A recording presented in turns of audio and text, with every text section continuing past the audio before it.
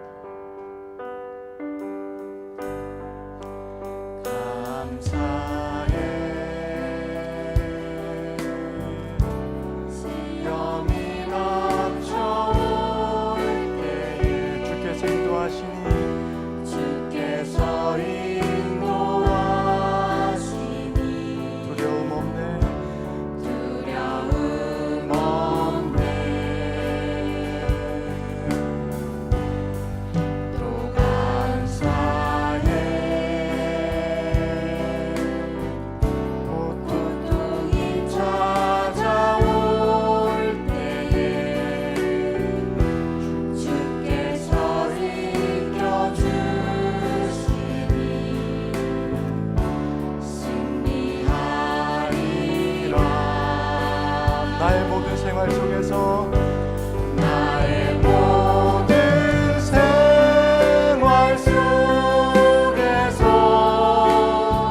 주님이 함께 하시니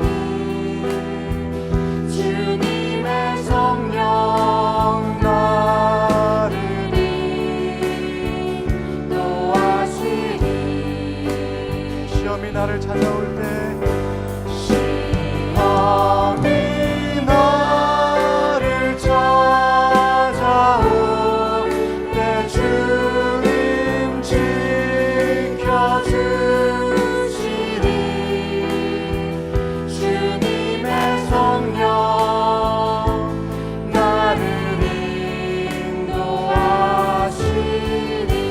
다시 한번 감사해.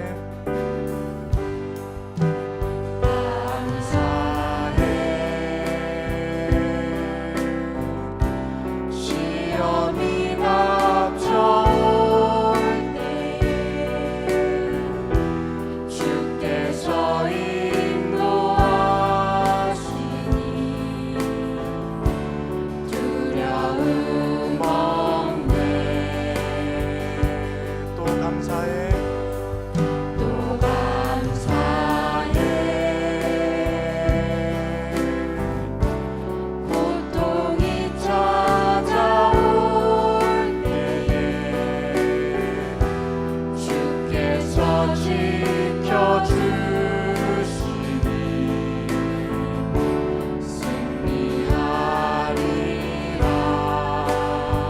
나의 모든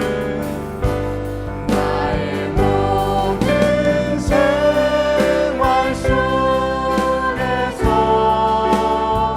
주님이 함께 하시니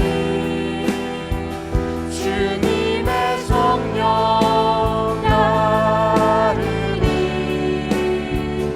인도하시니 시험이 나를 찾아올 때 시험이 나를 찾아올 때 주님 지켜주시리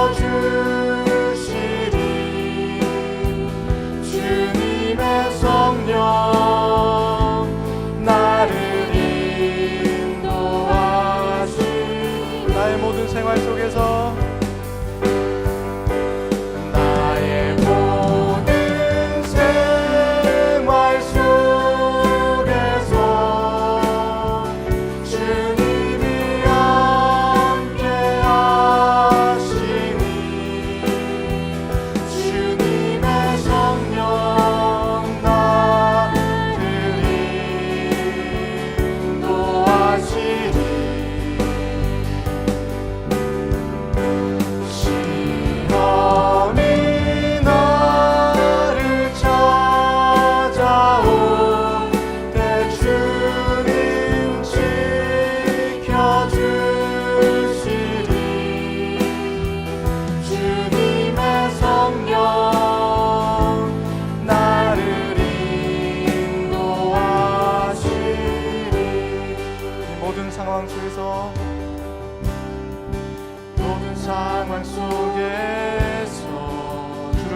찬양할지라 주를 찬양할지라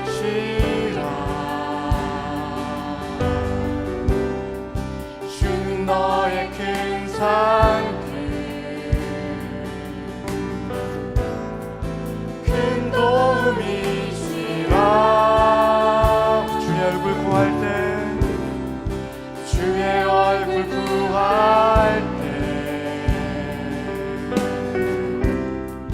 주의 영을 부으사 크신 사랑 안에서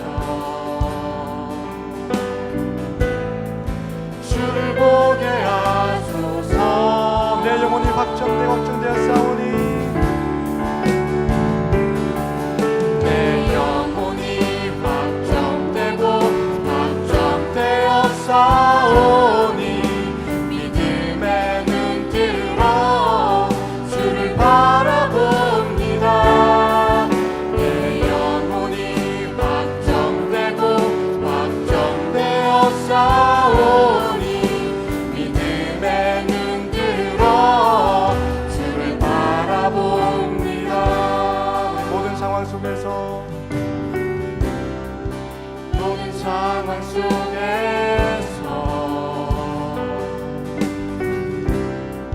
주를 찬양할지라 주는 너의 큰 상급 주는 너의 큰 상급 큰 도움이시라 큰 도움이시라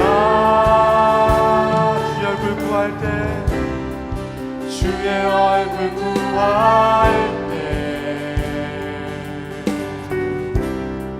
주의 영을 부으사 크신 사랑 안에서 주를 보게 하소서. 내 영혼이 확정되고 확정되어 싸우니 믿음의 눈 들어 주를 바라봅니다. 내 영혼이 확정되고 확정되어 싸우니 믿음의 눈 들어 주를 바라봅니다. 우리 주를 찬양할 때 주를 찬양할 때 주의 나라 이미 임했네. 주의 영원한 나라 주 보게 하소서. 내 영혼이 확정되고 확정되어 싸우니 믿음의 눈 들어 주를 바라봅니다. 내 영혼이 확정되고 확정되어 싸우니 믿음의 눈 들어 주를 바라봅니다. 이 시간 참 기도하기를 원합니다. 우리 어떤 삶의 상황 속에서도 우리가 주의 얼굴을 구할 때 우리에게 힘과 도움 주시는 하나님의 사랑을 하나님을 바라보시면서 시간 함께 기도하도록 하겠습니다. 기도하겠습니다. 하나님 아버지 감사합니다. 하나님 우리 가운데 역사하신 아버지께서 우리의 삶과 힘과 주시고 주님을 바라볼 수 있는 귀한 믿음을 매너하게 주시기를 원합니다. 어떤 삶의 현상 속에서 삶 가운데서도 우리의 찬스를 바라보지 않고 오직 우리 시선을 주님께 내 믿음을 주님께 할 수 있도록 아버지께 주시옵소서. 우리 온 마음과 온 정성을 다해 찬양하기를 원하고 주 바라보기 원하오니 하루의 삶을 살아갈 힘을 허락해 주시고 저희 같은 모든 내 삶을 허락해 주시기를 원합니다. 오직 아버지께서 우리 가운데 찬송을 싸우니 오늘 하나님 주의 기도에게 도와주옵소서.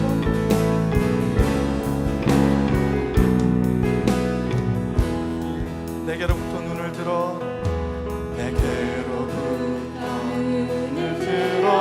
주를 보기 시작할 때 주의 일을 보겠네. 내 작은 마음 돌이키사 하늘의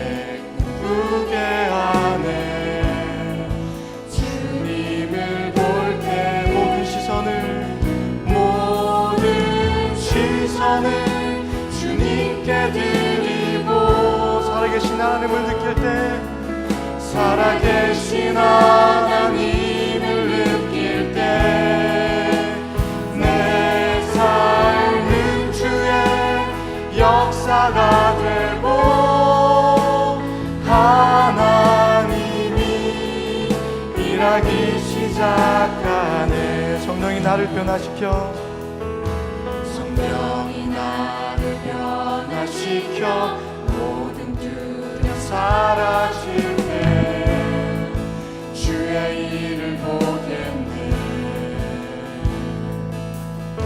막대한 땅 가운데서 주님만 알게 되리. 주님을 볼 때 모든 시선을 주님께 드리고, 전능하신 하나님을 느낄 때, 세상은 주의 나라가 되고 하나님이 일하기 시작하네. 우리 모든 시선을 주님께 드리고, 살아계신 하나님을 느낄 때, 세상은 주의 나라가 되고 하나님이 일하기 시작하고, 한 번 더 모든 시선을 주님께 드리고, 전능하신 하나님을 느낄 때, 전능하신 하나님을 느낄 때, 세상은 주의 나라가 되고 하나님이 일하기 시작하네.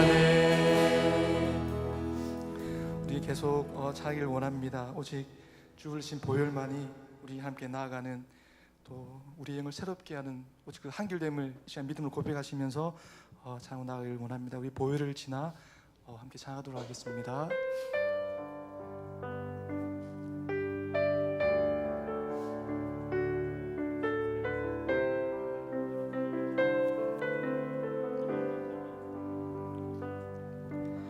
보혈을 지나 하나님 품으로, 보혈을 지나 아버지 품으로, 보혈을 지나 하나님 품으로 한 걸음씩 나가네. 우리 보혈을 지나 하나님 품으로, 보혈을 지나 아버지 품으로, 보혈을 지나 하나님 품으로 한 걸음씩 나가네. 존귀한 주보혈이, 존귀한 주보혈이 내 영을 새롭게 하시네. 존귀한 주보혈이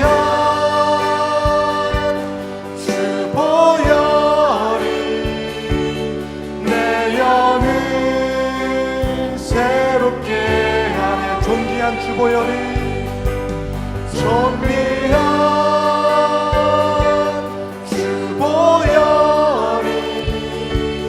내 영을 새롭게 하시네. 존귀한 주보혈이 내 영을 새롭게 하네. 다시 한번 존귀한 주보혈이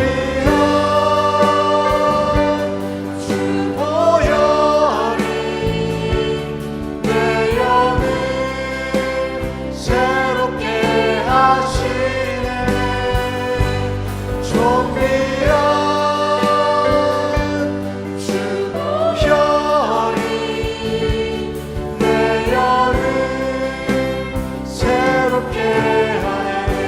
십자가 그 사랑,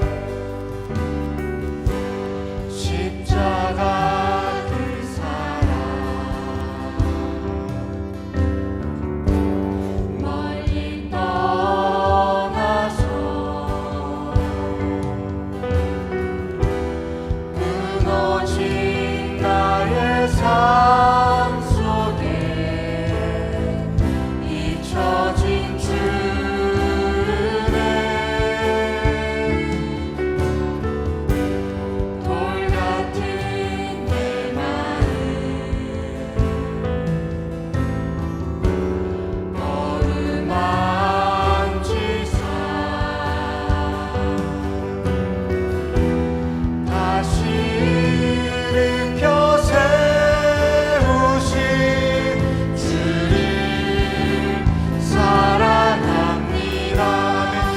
나를 보호하시고 주 나를 보호하시고 날 붙드시리. 나는 보배롭고 존귀한 나는 보배롭고 존귀한 주님의 자녀라. 주 너를 보호하시고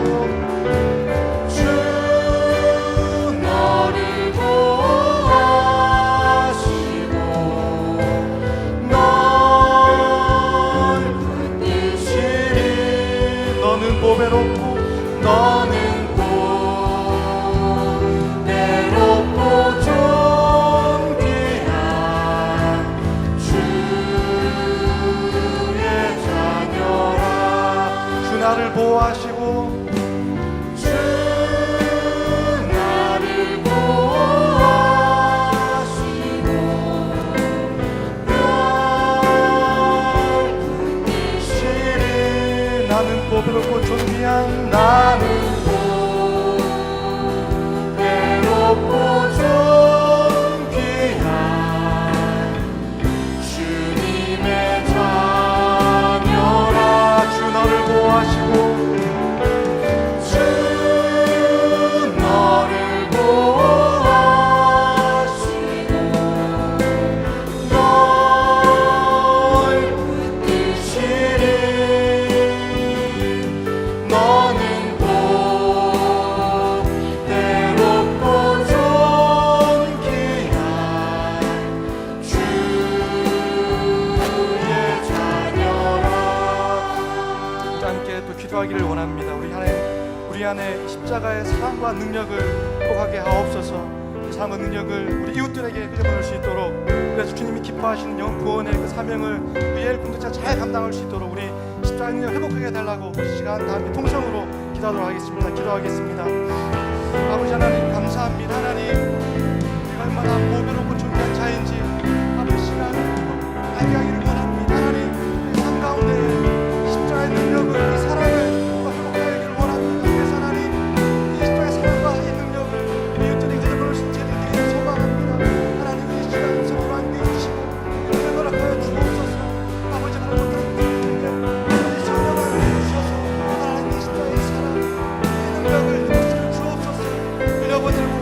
흘려보낼 수 있는 죄를 도와주옵소서. 주시옵소서. 주 나를 보호하시고 주 나를 보호하시고 날 붙드시리. 나는 보배롭고 존귀한 나는 보배롭고 존귀한 주님의 자녀라. 주 너를 보호하시고 주 너를 보호하시고 널 붙드시리. 너는 보배롭고 존귀한 너는 보배롭고 존귀한 주의 자녀라.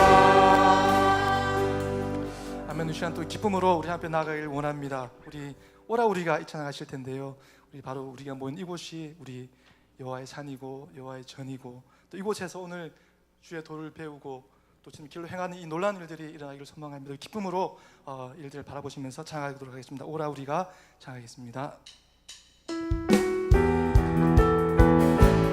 오라 우리가, 오라 우리가 여호와의 산에 올라 하나님의 전에 이르자. 오라 우리가, 오라 우리가 여호와의 산에 올라 하나님의 전에 이르자. 주님의 도를 배우고 주님의 도를 배우고 주님의 길로 행하니, 주님의 길로 행하니. 이는 율법이 시온에서 나오고 주의 말씀은 예루살렘에서. 다시 한번 오라 우리가, 오라 우리가 여호와의 산에 올라 하나님의 전에 이르자.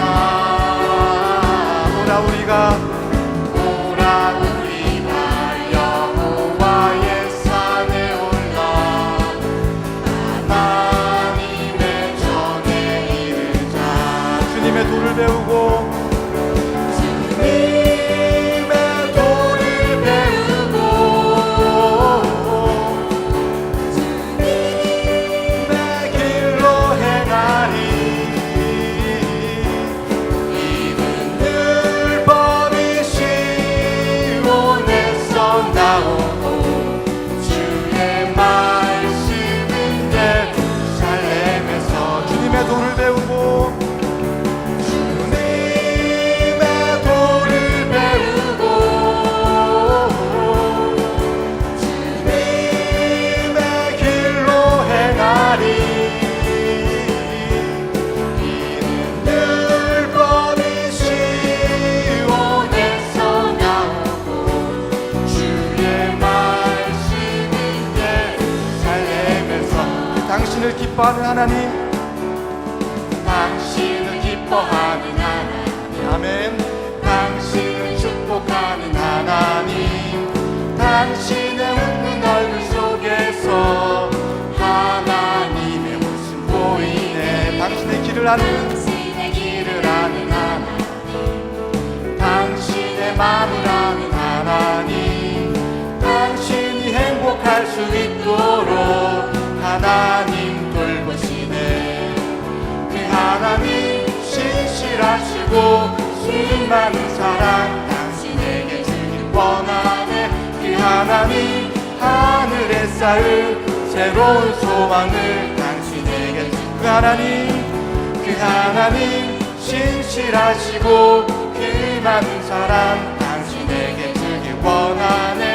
그 하나님 하늘에 쌓은 새로운 소망을 당신에게 준다네. 하늘의 축복을 그대 마음에, 하늘의 축복을 그대 삶 속에.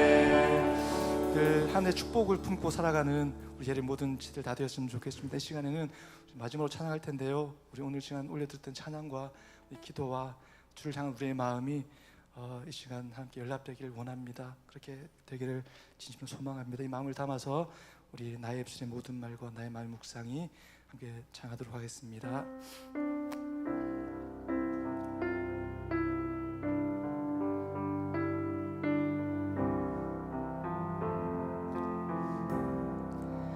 나의 입술의 모든 말과 나의 마음의 묵상이 주께 연락되기를 원하네.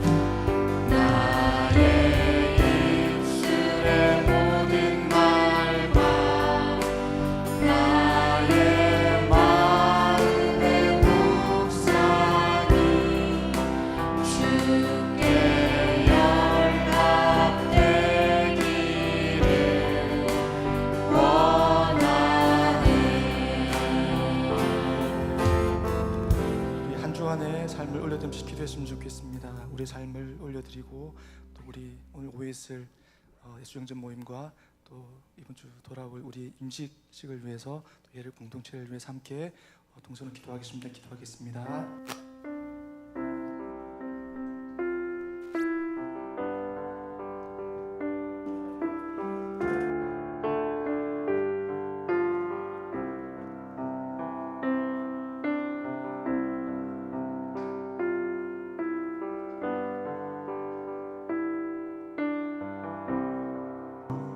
우리를 예배의 자리에 인도하시어 주님께 감사와 찬양으로 예배드리게 하여 주시니 감사합니다. 우리를 사랑하사 우리를 구원하시기에 하늘의 영광 보좌를 다 버리시고 이 땅에 오셔서 몸소 고난을 받으시고 우리의 죄를 사하시려고 목숨까지 내어주신 주님, 우리가 기도하고 감사하는 것이 하나님의 뜻임을 알면서도 주님의 뜻대로 살지 못하고 우리의 연약함이 세상의 유혹 앞에 힘없이 무너지고 아파합니다. 주님 앞에 회개하오니 용서해 주옵소서. 세상에서 지혜롭고 능력 있는 자를 찾으시면 우리는 하나님 앞에 나올 수가 없습니다.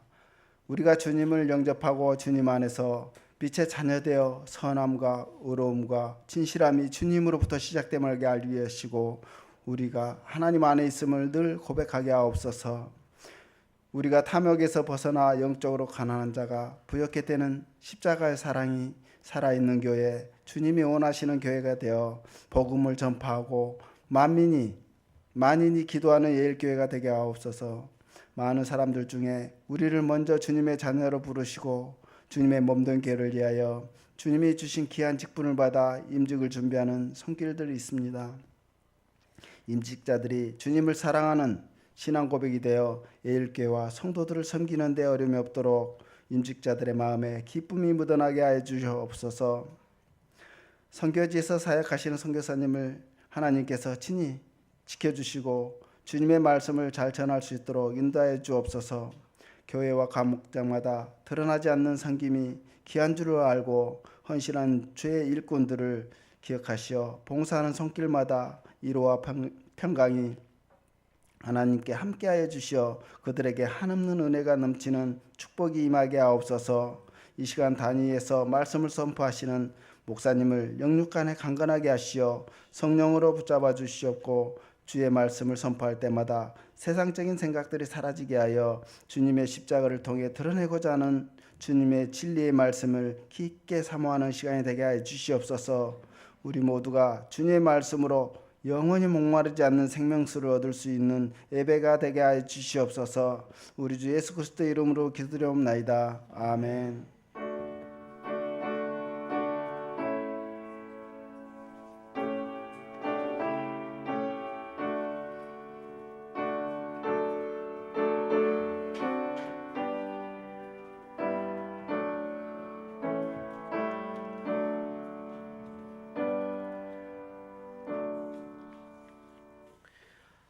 이 시간 함께 봉독할 하나님의 말씀은 로마서 4장 1절로 12절의 말씀인데 우리 8절의 말씀까지만 봉독하도록 하겠습니다. 자, 우리 세번역성으로 봉독합니다. 그러면 우리는 우리의 조상 아브라함이 무엇을 얻었다고 말할 수 있겠습니까? 아브라함의 행함으로 어렵게 되었더라면 그에게는 자랑할 것이 있었을 것입니다. 그러나 하나님 앞에서는 자랑할 것이 없습니다. 성경이 무엇이라고 말합니까? 아브라함이 하나님을 믿으니 하나님께서 그것을 의로움으로 인정하여 주셨다 하였습니다. 일을 하는 사람은 그가 받는 품삯을 은혜로 받는 것으로 생각하지 않고 당연한 보수로 생각합니다. 그러나 경건하지 못한 사람을 의롭게 하여 주시는 분을 믿는 사람은 비록 아무 공로가 없어도 그 믿음이 의로움으로 인정을 받습니다. 그와 같이 다윗도 한 일과는 상관없이 하나님께서 의로움을 인정하여 주시는 사람이 받을 복을 찬양하여 다음과 같이 말하였습니다. 하나님께서 잘못을 용서해 주시고 죄를 덮어주신 사람은 복이 있다. 주께서 죄 없다고 인정해 주시는 사람은 복이 있다. 아멘. 오늘 이제 처음으로 우리가 열린 예배, 젊은 예배라고 그렇게 그 홈페이지에 영상에 보면 나오던데 어쨌든 뭐 젊은이들만의 예배도 아니고 우리 어르신들, 노인들도 계시니까 어르신들도 계시니까 그걸 넘어서 열린 예배 뭐 이러는 게 어쩌면 좋을 것 같습니다. 찬양하니까 너무나 좋고요. 힘이 나는 것 같고 그렇습니다. 이 자리가 사모하는 시간이 되었으면 좋겠고 우리 모든 성도들에게도 또 새로운 예배의 한 부분을 감당할 수 있는 그러한 시간이 되었으면 좋겠다 이런 생각이 듭니다. 자, 우리 한번 기도하겠습니다. 하나님, 이 시간 주 앞에 드려진 귀한 예물들을 받아주시고 기쁘게 저들을 축복하시옵소서. 너는 내 것이라 하나님이 지명하여 불러서 사용하실 때 마음껏 능력 있게 부려먹기 좋은 종들이 되게 하시고 우리를 통하여 하나님의 나라가 확장되어지는 아름다운 그러한 축복의 은혜가 있기를 소원합니다. 하나님, 우리 특히 젊은이들 하나님 앞에 젊음의 은혜를 가지고 주님을 바라보며 비전을 향해 달려나갈 때 하나님이 저들의 길을 열어주시되 직장의 문 열어주시고 취업의 문 열어주시고 학교 생활도 그리고 결혼의 문도 인생의 모든 앞날 가운데 소원 가지고 나아갈 때 하나님이 저들의 문을 활짝 열어주시옵소서. 이 시간도 말씀 앞에 엎드려 싸우니 말씀해 주시기를 원합니다. 예수님의 이름으로 감사하며 기도 올리옵나이다. 아멘. 자, 오래전에 미국에서 있던 하나의 실화입니다. 미국의 모든 시민들의 가슴을 울리고 특별히 그리스도인들에게 많은 도전을 주었던 한 소년의 이야기입니다. 그의 이름은 라이언 화이트라는 소년입니다. 그때 라이언의 날이 13살, 그가 백혈병에 걸려서 이제 병원에서 치료하는 과정 가운데 이 잘못된 수혈을 하게 됩니다. 에이즈에 감염된 그 피를 수혈을 하게 된 것입니다. 그런 어른들의 그 부주의로 말미암아 결국 인생이 이제 죽음의 길에 놓이게 된 것입니다. 그런데 그는 자신이 죽음의 길에 놓인 것을 알면서도 결코 세상을 향하여 원망하지 않습니다. 오히려 주변에 있는 사람들을 더욱더 친절하게 대합니다. 염려하고 걱정하는 부모님에게 오히려 위로를 하는 것입니다. 이러한 사실이 신문 기자들에게 알려지게 되면서 소년의 이야기는 매일 신문에 게재되고 이제 TV 방송의 매체가 와서 촬영을 하게 되면서 온 미국의 시민들의 주목을 받게 되는 것입니다. 이 사실을 접한 이 레이건 대통령이 찾아와 방문을 하고 그 당시에 부동산의 거부라고 할 수 있는 도널드 트럼프라는 이 부자 혹은 우리가 잘 아는 그 유명한 마이클 잭슨 등 유명한 인사들이 찾아와서 선물도 주고 위로하며 많은 관심을 표현해 주었습니다. 하지만 죽음은 그를 놓아주지 않았습니다. 그 후 라이언은 5년 동안 살다가 결국 18살의 나이로 죽습니다. 소년이 죽기 전에 그의 아버지와의 마지막으로 나눈 대화 내용이 한 크리스천 잡지에 실렸습니다. 아버지가 이렇게 말합니다. 죽어가는 아들을 향해서 아들아 미안하다. 이제는 내게 아무것도 해줄 것이 없구나. 이 아빠가 더 이상의 어떤 선물도 해줄 수 없음을 용서해 다오. 라고 하면서 아버지가 눈물을 흘립니다.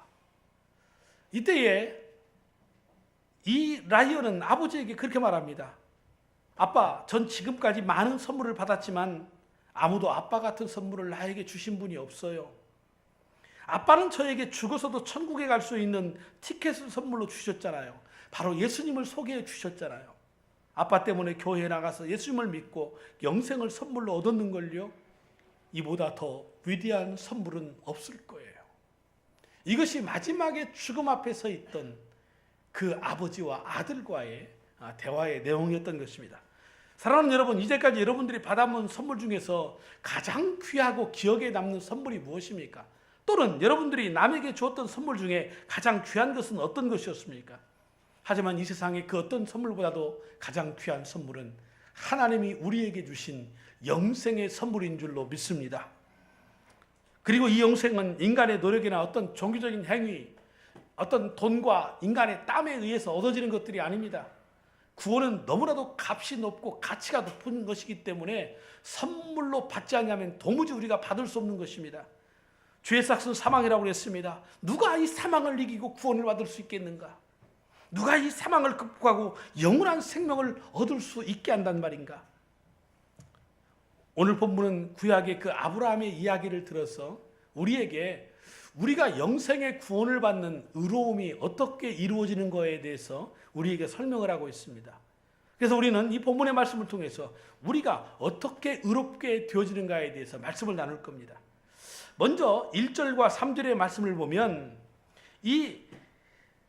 그런즉 육신으로 우리 조상인 아브라함이 무엇을 얻었다 하리요? 만일 아브라함의 행위로서 의롭다 하심을 받았다면 자랑할 것이 있으려니와 하나님 앞에서는 없느니라. 성경이 무엇을 말하느냐? 아브라함이 하나님을 믿음에 그것이 그에게 의로 여겨진 바 되었느니라 그랬어요.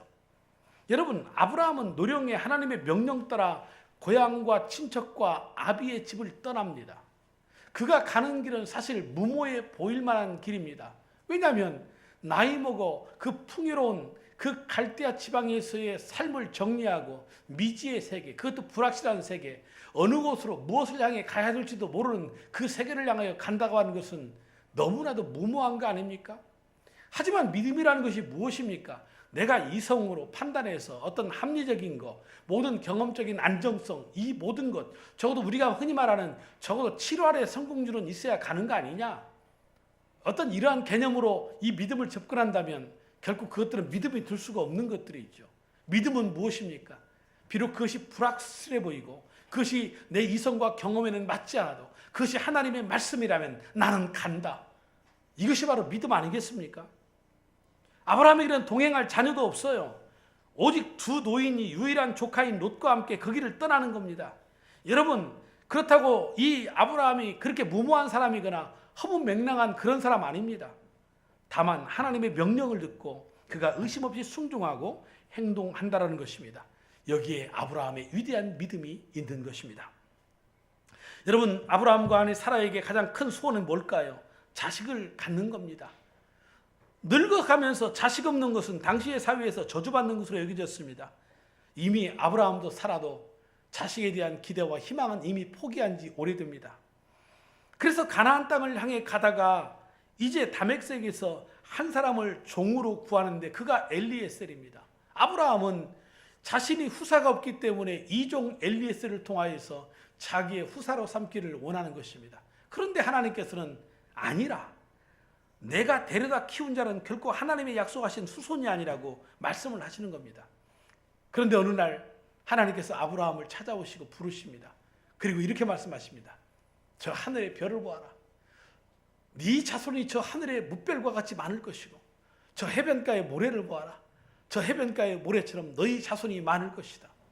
여러분, 이 하나님의 음성이 오늘 이 우리에게, 아브라함에게 들린 것처럼 우리에게 들려진다면 아브라함의 상황 가운데 있는 우리는 그 말씀을 하나님의 말씀으로 받을까요?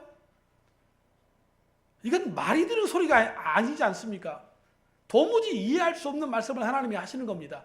너무나 자녀에 대한 그 애착, 자녀를 갖고 싶은 욕심이 많다 보니까 갑자기 환상이나 환청이 그렇게 들려서 자기에게 이렇게 들은 거, 잘못 들은 거 아닌가, 이렇게 웃어 넘길 수도 있다는 얘기입니다. 이 비논리적이며 비이성적인 것으로 보이는 이 하나님의 약속의 말씀, 이거 어떻게 받아들여야 합니까? 그런데 아브라함은 그 하나님의 말씀을 하나님의 말씀으로 받은 줄로 믿습니다. 여러분, 누구를 믿는다라는 것은 그의 말을 그대로 받아들이는 겁니다. 내 친구가 믿을 말하면 그 친구가 하는 말은 내가 믿는 겁니다. 부모님이 하신 말씀은 내가 그대로 받아들이는 겁니다. 얘들아, 이번 여름에는 우리 휴가를 하와이로 가자. 그러면요, 애들은요, 아버지에게, 아버지, 그거 거짓말 아니죠? 여기다 각서 쓰세요. 하와이로 간다고. 각서를 받기를 원하지 않아요. 아버지의 말씀을 내가 믿으면요, 그대로 받아들이는 겁니다. 그리고 그날부터 무엇만 생각합니까? 여름 방학이 어서 와서 우리 가족들이 하와이로 휴가 갔으면 좋겠다. 그날만을 손꼽아 기다리는 거 아니겠습니까? 그래서 하나님을 믿는다는 것도 이와 같습니다. 하나님의 말씀을 의심하지 아니하고 그대로 받아들이는 것입니다. 내 자식이 하늘의 별과 모래처럼 많아질 것이다. 너는 복의 근원 될 것이다. 아멘. 다른 거 없는 겁니다. 하나님의 말씀이기에 그 말씀을 그대로 받아들이는 것입니다. 그래서 창세기 15장 6절에 보면 이에 하나님께서 그의 믿음을 보시고 의롭다고 인정하셨다. 그렇게 말씀하시는 겁니다. 하나님이 아브라함을 의롭다고 말씀하신 것은 그가 하나님의 말씀 따라서 뭐 그 갈대아 땅 떠나서 갔고 혹은 가는 곳마다 제단 쌓고 어떤 종교적인 의식을 행한 그의 외적인 그 행함을 보고 하나님 의롭다고 하신 거 아니란 말입니다. 다만 노인이 되었고 자식이 없는데도 그것이 인간에게는 불가능한 것처럼 보이는 일임에도 불구하고 그것이 하나님의 말씀이기에 나는 믿는다고 믿는 그 믿음이 바로 아브라함을 의롭다고 여김을 받게 했다라는 것입니다. 그래서 아브라함은 이 소식을 듣고 너무나 기뻐서 흥분한 나머지 사라에게 가서 이 사실을 알리지 않겠어요? 여보, 하나님이 우리에게 후사를 주신대. 후사를 주실 뿐 아니고 하늘의 별과 같이 해변의 모래와 같이 그렇게 많은 후손들을 우리에게 주신대. 사라가 뭐라고 그랬겠어요? 어머 좋아라. 여보 하나님이 기대가 돼요. 그랬겠어요? 이 영감탱이가 뭐 잘못 먹었나? 내가 오늘 끓여준 이 된장찌개가 뭐가 잘못 들어갔나? 나이가 몇인데 무슨 애 하나 생기는 것도 태어나지 않는데 하늘의 뭇별과 같이 저 해변가의 모래와 같이 많은 후손을 우리에게 태어난다고? 말도 안 되는 소리라고 하겠지요. 하지만 아브라함은 믿었더라는 겁니다. 그 다음날 날이 밝았습니다. 아브라함은 이마트로 아니면 롯데마트로 달려가는 겁니다. 가서 뭐 하는 겁니까? 아직 태어나지도 않는 그 아이를 위해서 신발을 사고 유모차를 사고 옷을 사고 혼자 즐거워하는 겁니다. 사람들은 아브라함이 미쳤다고 생각할 것입니다. 하지만 아브라함은 믿었다는 얘기입니다. 그렇게 의롭다함을 받은 후에도 아브라함의 믿음은 사실 완전하지는 못했습니다. 아내 사라를 통해서 하나님이 주시마 약속하신 그 아이가 적어도 자기가 기대하던 그 시간대에 태어나지 않자 그는 이 사라의 의견에 따라서 이 사라의 몸종 하갈을 통하여 결국 이스마엘을 낳지 않습니까? 그를 후사로 여기려고 할 때 하나님은 또 아니라고 말씀하시는 겁니다. 어쩌면 이것은 인간의 자기 생각의 타협이고 인간적인 편법인데 하나님은 말씀 속에서 어떤 타협과 절충이 없이 다만 철저한 순종, 그 말씀대로 이루어지기를 원하는 겁니다. 그래서 이스마엘도 아니라고 말하는 겁니다. 우리가 아브라함을 믿음의 조상이라고 부르는데 결코 우리는 아브라함이 완전한 자라고 생각하면 안 됩니다.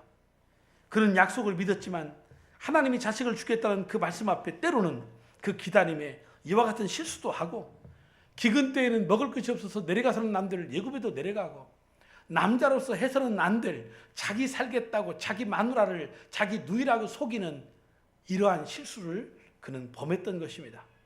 그렇기 때문에 그가 의롭다고 인정받는 것은 다른 어떠한 행위의 완전함 속에서 있는 것이 아니고 어쨌든 철저하게 그래도 끝까지 그 하나님의 말씀을 믿었다라는 데에서 우리는 아브라함의 의로움을 이야기할 수 있는 것입니다.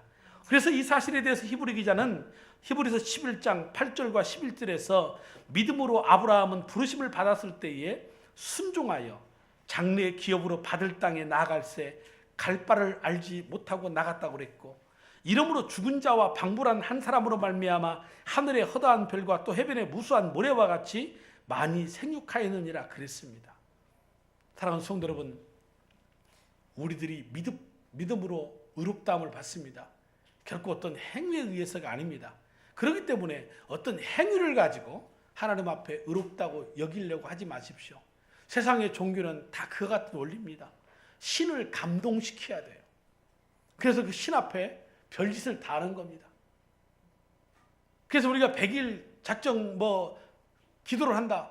그러면 절대 60일, 70일, 80일 이런 때는 신이 안 나타납니다. 100일 작정했으면 한 98일, 99일쯤 돼야 뭔가 이게 징조가 나타난 것 같고 100일 딱 되면 짠하고 신이 나타나서 그래 내가 너희의 그 지극정성한 그 열심과 그 정성을 보니까 애따 너 이거나 먹어라. 금도끼 주고 은도끼 주고 동도끼 주고 그러는 겁니다. 이것은 세상의 원리예요. 인간의 행위 속에 복이 온다고 생각하는 겁니다. 그러니까 그런 예수를 믿으면 결국 교회 안에서도 똑같이 하는 겁니다. 내가 하는 열심이, 내가 하는 어떤 봉사와 헌신이 내가 이렇게 하니까 하나님이 주실 거야. 우리의 봉사와 헌신은 거기에서 나오는 게 아니고 하나님이 우리를 의롭게 하신 행위가 아닌 이 믿음으로 선물로 우리에게 주신 그 의로움의 감사의 표현이지요. 하나님이 나를 구원했으니 나를 의롭다 했으니까 내가 그 은혜에 감사해서 봉사하고 찬양도 하고 경배하는 것이지. 세상의 원리와는 전혀 다른 반대라는 것을 잊어버리면 안 됩니다. 한마디로 별로 한 일이 없는데 하나님께서 우리에게 은혜를 선물로 주신 겁니다. 그래서 4절과 5절은 그 이야기를 하고 있습니다. 일하는 자에게는 그의 삭시 은혜로 여겨지지 아니하고 보수로 여겨지거니와 일을 아니할지라도 경건하지 아니한 자를 의롭다 하시는 이를 믿는 자에게는 그의 믿음을 의로 여기시나니. 여러분 직장에서 열심히 한 달 동안 일했더니 이제 월급 날이어서 사장님이 직원들을 모아놓고 월급을 주는 겁니다. 그러면서 사장님이 이렇게 말하는 겁니다. 한 달 동안 수고했어. 내가 여러분들에게 주는 이게 선물이야 하고 월급을 준다고 생각합시다. 여러분 무슨 생각할까요? 이 사장님이 어떻게 되셨나?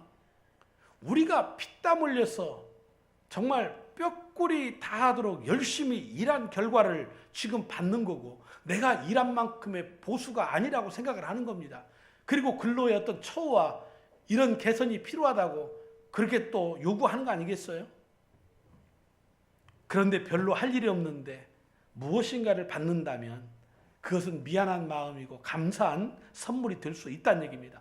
그렇기 때문에 우리가 내가 무엇인가를 열심히 한다라고 생각하는 이 바리새인적인 생각을 가지면 입에서는 원망과 불평밖에 안 나옵니다. 감사가 사라진다는 얘기입니다. 그런 자기 중심적인 자기 행위에 구원의 근거를 두고 있기 때문에 내가 무엇인가 열심히 하면 구원받은 것 같고 내가 열심히 하지 않냐고 뭔가 실수하고 죄를 지으면 구원받지 못한다고 생각하는 겁니다. 왜입니까? 구원의 근거를 자기에게 두고 있기 때문에 그런 겁니다. 하지만 나는 아무것도 한 게 없다. 그런데 이런 나를 하나님이 사랑해 주셔서 나를 갖다가 의롭다고 하셔 천국 가게 했다. 이 구원의 근거를 어디에 둔 겁니까? 바로 하나님 예수 그리스도 그분에게 구원의 근거를 두고 있으니 내가 잘할 때든 못할 때든 그건 상관이 없어요. 우리는 이미 죄와 허물 가운데 예배소에 있는 말씀처럼 죽어버린 자들 아닙니까? 이런 우리를 하나님이 우리를 살리셔서 너는 죄 없다 그렇게 여겨주신단 말입니다. 그래서 하나님의 자녀들 천국 가는 축복 받는 겁니다. 그러니 우리가 하나님으로부터 받는 이 구원은 은혜의 선물입니다. 전혀 차별이 없는 그러한 선물이라는 것입니다. 여러분 무엇인가 잘못을 저질렀는데 매를 맞지 아니하고 용서를 받은 적이 있으십니까? 저는 2부 때 그런 말씀 드렸습니다. 제가 이제 중3 졸업하고 나서 여름방학인데 친구들하고 이게 저수지에 지금 표현하면 수영이지만 우리는 목욕 간다고 그러죠. 야 저수지에 이거 하러 가자. 이게 뭐냐면 뒷발로 물장구 치는 그 모습이에요. 그래서 그 저수지에 수영하러 간다면 부모님들이 위험하니까 못 가게 하니까 우리끼리 이거 가자 그러면 다 알아요. 가지고 한 친구하고 이렇게 이제 수영하러 가는데 수박밭을 지나가는 겁니다. 근데 수박밭이 한마디로 얘기해서 이제는 마치 밭이 폐장을 한 것처럼 난리예요. 그러니까 친구하고 야 우리 들어가서 뭐가 있나 보자. 쉽게 말하자면 고의적인 수박을 따먹으려고 처음부터 간 건 아니란 얘기예요. 잘 새겨 들으세요. 가다 보니까 그렇게 생겼으니까 뭐 하나 건지자 하고 들어간 건데 아무것도 건질 수가 없었어요. 그래서 나오려고 하는데 갑자기 거기 섞어라 하는데 이유인즉슨 그렇습니다. 며칠 전에 우리 동네 형들이 몰래 밤에 가가지고 수박밭을 완전히 그냥 요절을 내버린 겁니다. 그러니까 주인이 한 놈만 걸려라. 그놈한테 모든 걸 다 물어내게 하겠다. 1년 수박 농사를 다 책임지게 하겠다라는 겁니다. 근데 거기에 누가 걸린 겁니까? 제가 걸린 겁니다. 그 친구하고. 도망갔지요. 근데 그 동네에서 도망가면 어딜 가겠어요? 수습은 하니까 그 암흑의 놈 누구라. 그래서 우리는 친구 집에 이렇게 잠을 자면서 한 이틀 제가 집을 가출했습니다. 그러다가 결국 갈 데가 어디 있어요? 집밖에 없는 거지. 그래서 이렇게 보니까 마루 위에서 가족들이 식사를 이렇게 하고 있어요. 그래 들어가야지 어떻게 해요?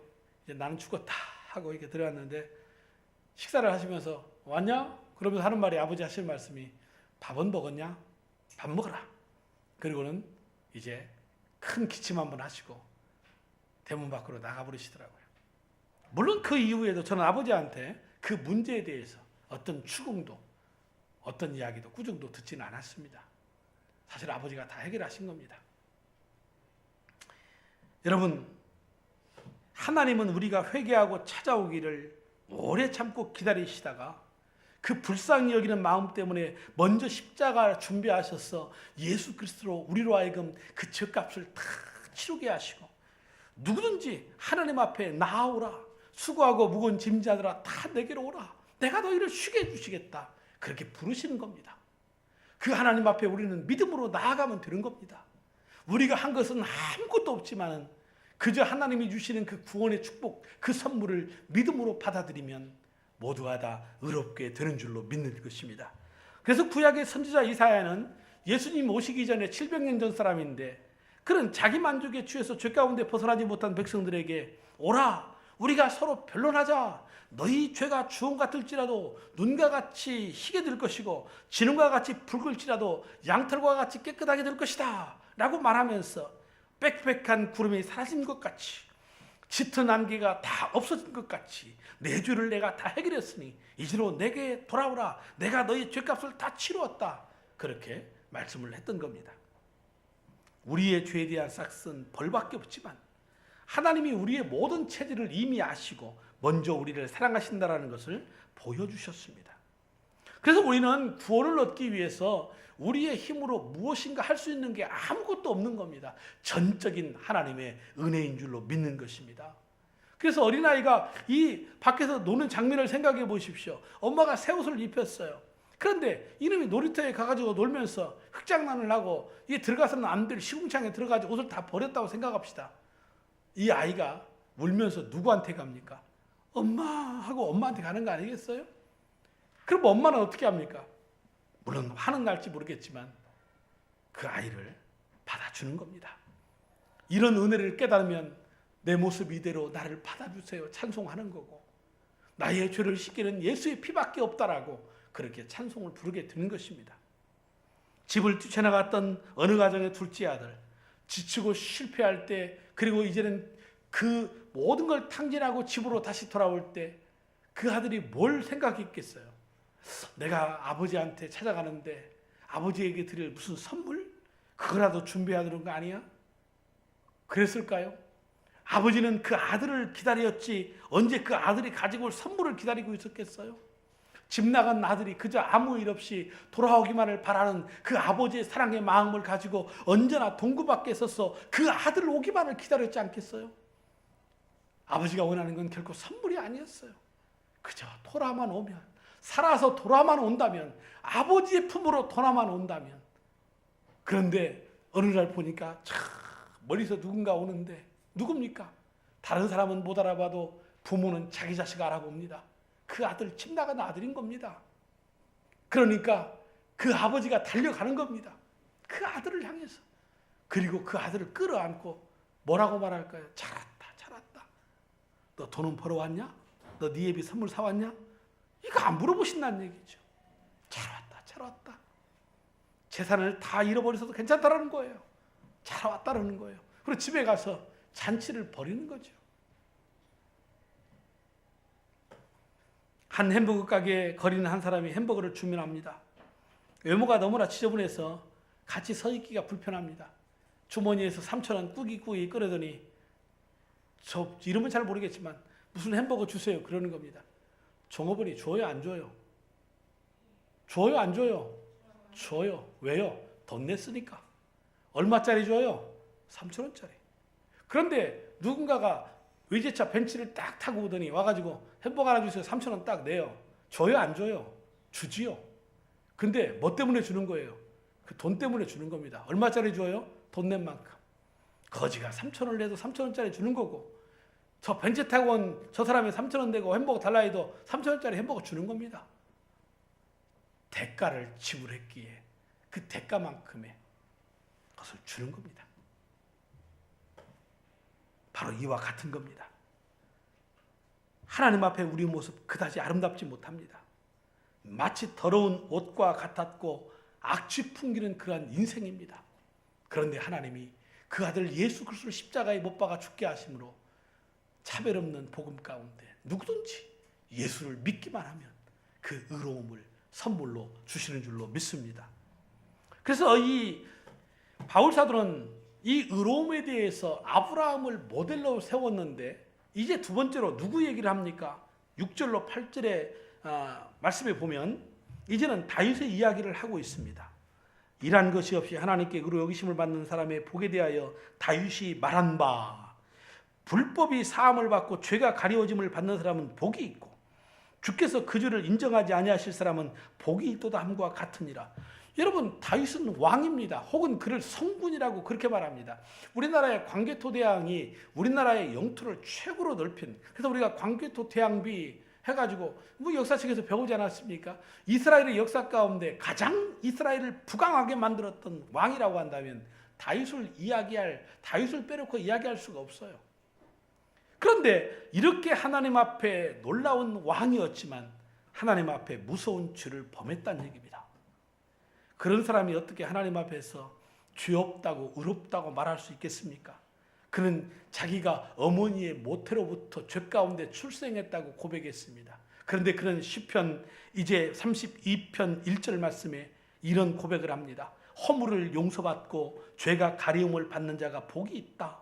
시편 103편 10절 말씀에 하나님이 우리의 죄를 따라 율법대로 갚지 않으셨다고 그렇게 하나님을 찬송했습니다.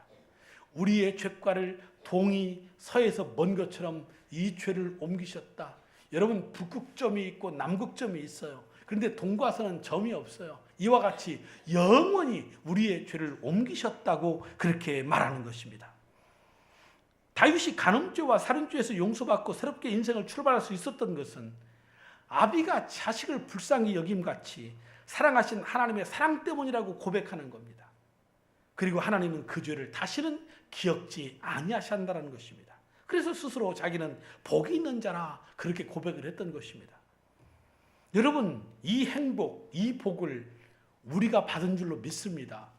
그러기에 이 9절로 12절에 어떤 이야기를 하고 있느냐면 그런즉 이 복에 대해서 이야기를 하는데 할례자에게냐 혹은 무할례자에게도냐.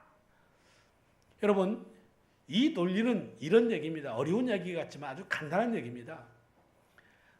아브라함이 의롭게 인정을 받은 것이 할례를 받았기 때문에 의로움을 받았습니까? 아니라는 겁니다. 아브라함이 창세기 15장 16절에 있는 대로 보면 하나님의 말씀을 믿어 의롭게 된 때 그의 나이는 약 75세 정도 될 때입니다. 그런데 이제 아브라함이 할례를 받은 때에는 그 후로부터 24년이 지난 99세 때 할례를 받아요. 그러니까 아브라함이 의롭다고 여김을 받은 것은 할례 받기 이전이라는 겁니다. 그러니까 이 믿음으로 의롭게 되는 것은 할례를 받아서가 아니라는 거죠. 그러니까 아브라함이 이방인의 믿음의 조상이 될 수 있는 겁니다. 그림에도 불구하고 그가 의롭게 되었음에도 불구하고 99세 때 할례를 받음으로 말미암아 이 유대인의 믿음의 조상도 된다라는 것을 이야기를 하는 겁니다. 그래서 할례자에게나 무할례자에게나 이 아브라함은 믿음의 조상이 되는 것이죠. 이 할례라고 하는 것은 이스라엘 백성이 하나님과의 특별한 언약 관계를 맺는 것을 의미합니다. 부정한 것을 버리는 것이요 이방인과의 구별을 의미하고 도덕적인 순결과 청결을 의미하는 것입니다. 그래서 할례는 율법을 지키는 사람이 가장 먼저 순종하는 부분인데 아브라함은 나이가 늙어서 할례를 받았기 때문에 다른 유대인과는 분명히 구별되지 않습니까? 즉 그의 할례를 받기 전에 이미 그는 의롭다함을 받았다라는 것이죠. 그래서 이방인의 믿음의 조상 그리고 할례를 이야기하는 유대인의 믿음의 조상도 된다라는 것이죠. 그래서 아브라함을 통해서 가르쳐주는 의롭다심의 비밀은 뭐냐면 하나님 앞에서 의롭다함을 받는 이 행복이 할례자에게인가 무할례자에게인가 둘 다라는 겁니다. 또한 의롭다함을 얻는 것이 할례받은 후인가 받기 전인가 할례받기 전이라는 겁니다. 그래서 바울 사도는 이 갈라디아에서 이 싸움을 하는 겁니다. 누구와? 유대주의자들과. 유대인들 가운데 예수를 믿고 예수를 믿어야만 천국 간다고 믿는 거예요. 그렇게 말은 해요. 그런데 그들은 예수를 믿는 것 플러스 뭔가 알파 다른 것이 있어야 된다고 해요. 그게 뭡니까? 일종의 행위지요. 그 행위가 뭡니까? 너희들 이방인들 예수 믿고 천국 가는 거 맞아. 근데 너희들도 할례 받아야 돼. 우리 조상들 봐라. 할례 받았지 않느냐? 그런데 그들은 모르는 겁니다. 아브라함이 의롭게 된 것은 할례 받기 전이라는 것을. 결국 우리가 의롭게 되는 것은 할례가 아닌 겁니다. 어떤 절기를 지켜야 되는다고 그들은 말하는 겁니다. 바울사들은 그 문제를 가지고 유대주의자들과 격론하며 싸우는 겁니다. 그것이 바로 갈라디아서에 기록되어 있는 말씀 중에 한 부분입니다. 결국 죄를 용서받고 하나님 앞에서 의롭게 되는 것은 절대로 어떤 노력의 대가가 아니고 예수께서 십자가에 다 이루어 놓으신 그 공로를 의지하고 그 공로를 믿는 믿음만이 우리를 의롭게 한다라는 것을 여러분 믿으시기를 바랍니다. 다른 것으로 안 되는 겁니다. 오직 믿음으로. 그래서 이 믿음을 값없이 주신 이 하나님의 선물을 받은 사람들의 삶은 변화가 일어납니다. 우리가 잘 아는 마틴 루터나 요한 웨슬리 같은 사람은 평생에 그들이 기독교인이라고 말하지만은 이 항상 죄의식과 불확신 속에서 갈등했습니다. 그러다가 오직 의인은 믿음으로 말미암아 살리라 함과 같다고 하는 이 믿음의 원리를 깨닫고 그들의 삶은 이제 아주 뒤집어지는 인생을 사는 겁니다. 어거스틴이나 조지 물러 같은 사람들은 방탕한 생활로 교회와는 거리가 먼 생활을 했지만은 어느 날 믿음으로 받는 구원의 비밀을 알게 되어 그들은 위대한 삶을 살았습니다. 또한 바울처럼 정적적인 변화를 받아서 새로워진 사람이 있는가 하면 디모데처럼 가정에서부터 신앙의 뿌리가 생겨서 성숙한 그리스도인이 된 사람들도 있습니다.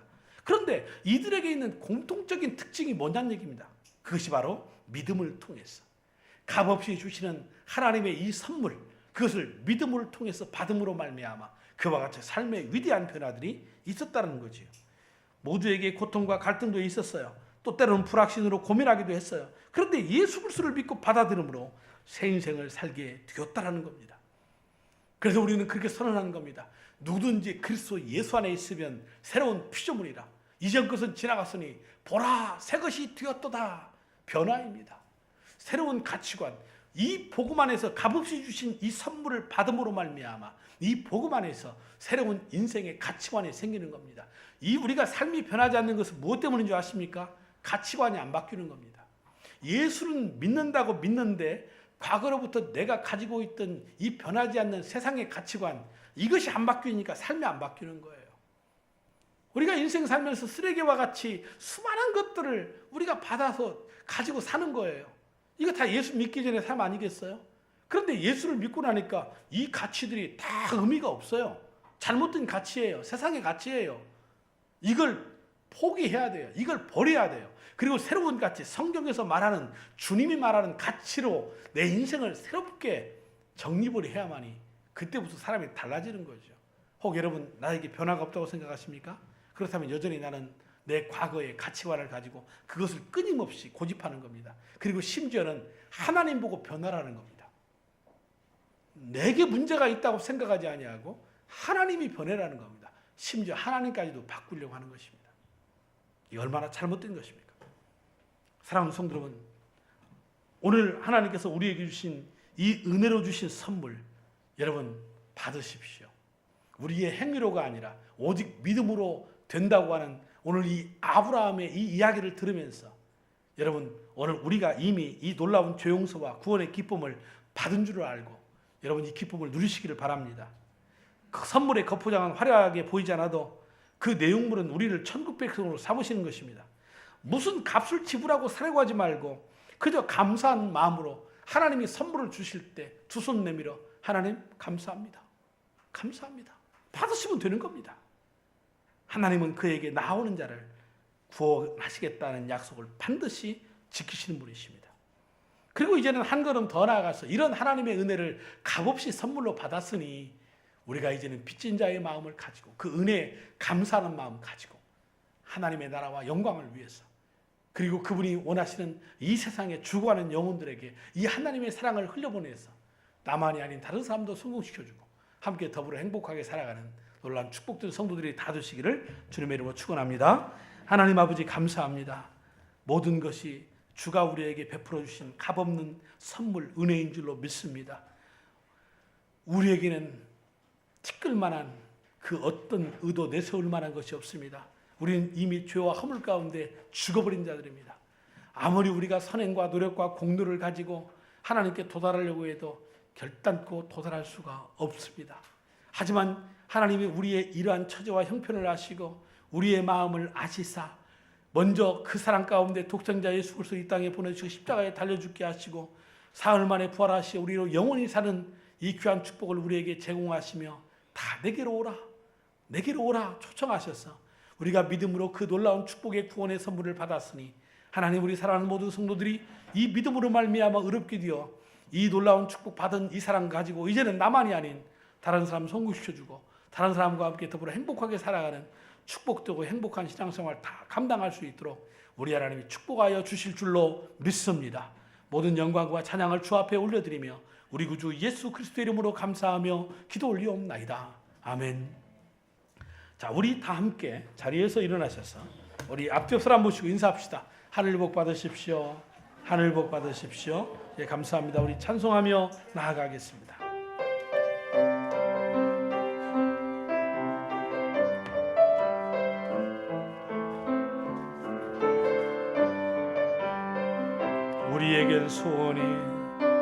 우리에겐 소원이 하나 있네.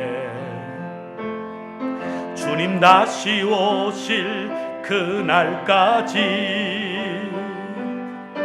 우리 가슴에 새긴 주의 십자가 사랑, 나의 교회를 사랑케 하네. 주의 교회를 향한 우리 마음, 희생과 포기와 가난과 고난, 하물며 죽음조차 우릴 막을 수 없네. 우리 교회는 이 땅의 희망,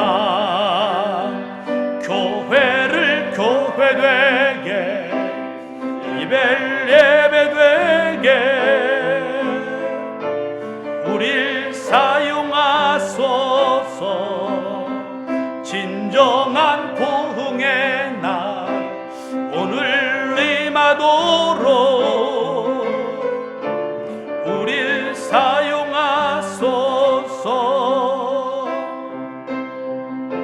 성령 안에 예배하리라. 자유의 마음으로 사랑으로 사역하리라. 교회는 생명이니 교회를 교회되게, 예배를 예배되게 우릴 사용하소서. 진정한 부흥의 날 오늘 임하도록 우릴 사용하소서. 우릴 사용하소서. 우릴 사용하소서. 우릴 사용하소서. 우릴 사용하소서. 기도하겠습니다. 사랑하는 성도 여러분, 한 주간도 평안한 마음으로 세상에 돌아가십시오. 선한 일에 용기를 가지시고 악을 악으로 갚지 마십시오. 항상 연약한 자를 도우시며 병든 자를 찾아보시며 곤란당하는 이웃들을 위로하며 살아가십시오. 모든 일을 믿음과 사랑으로 행하시며 어떤 일에도 소망을 포기하지 마십시오. 그리고 거룩하신 성령님께 순종하여 기쁨과 감사의 생활을 해나가십시오. 우리 하나님 아버지는 여러분들을 항상 도와주실 것입니다. 이제는 우리 구주 예수 그리스도의 은혜와 우리 하나님 아버지의 그 크신 만극하신 사랑하심과 성령님의 감동감화 역사교통으로 충만하신 은총이 값없이 거저주신 그 하나님의 은혜의 선물 감사함으로 받아서 이제는 하나님의 나라와 그 영광을 위해서 믿음으로 살리라 다짐하고 나아가는 머리 숙인 저들과 가정과 생업, 우리 자녀들의 새학기의 생활 가운데에 이제로부터 영원토록 함께 있을지어다. 아멘.